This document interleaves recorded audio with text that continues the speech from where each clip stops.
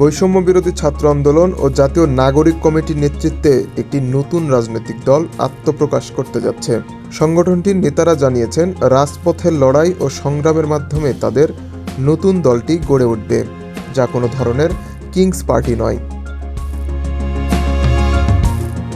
জুলাই মাসে ঘটে যাওয়া অভ্যুত্থানের 6 মাস পর বৈষম্য বিরোধী ছাত্র আন্দোলনের নেতারা নতুন রাজনৈতিক দলের কার্যক্রম শুরুর জন্য ঐক্যবদ্ধ হতে যাচ্ছেন। এ মাসের শেষ সপ্তাহে তাদের নতুন দলের ঘোষণা আসবে বলে জানা গেছে। তথ্য ও সম্প্রচার উপদেষ্টা নাহিদ ইসলাম জানিয়েছেন, তিনি এবং উপদেষ্টা পরিষদের অন্যান্য শিক্ষার্থী সদস্যরা পদত্যাগ করে নতুন দলের কার্যক্রমে যোগ দেবেন। তিনি বলেন, এমন একটি দলের সদস্য হতে হলে সরকারে থাকার কোনো উপায় নেই। যদি আমি সেই দলের কার্যক্রমে যুক্ত হতে চাই, তবে সরকারের পদ থেকে পদত্যাগ করব।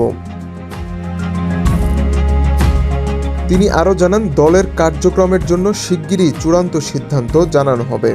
আমরা চিন্তাভাবনা করছি এবং যদি মনে করি সরকারের বাইরে জনগণের সঙ্গে কাজ করা বেশি জরুরি, তবে সরকার ছেড়ে দলের প্রক্রিয়ায় যুক্ত হব, এমনটি বলেন নাহিদ ইসলাম।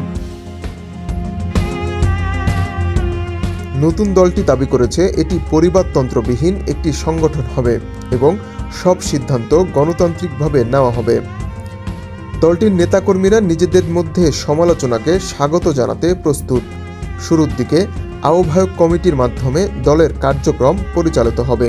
ডক্টর মোহাম্মদ ইউনূসের নেতৃত্বাধীন অন্তর্বর্তীকালীন সরকারের অভ্যুত্থান সত্ত্বেও নতুন দলটি সরকারের কাছ থেকে কোনো বিশেষ সুবিধা নেবে না।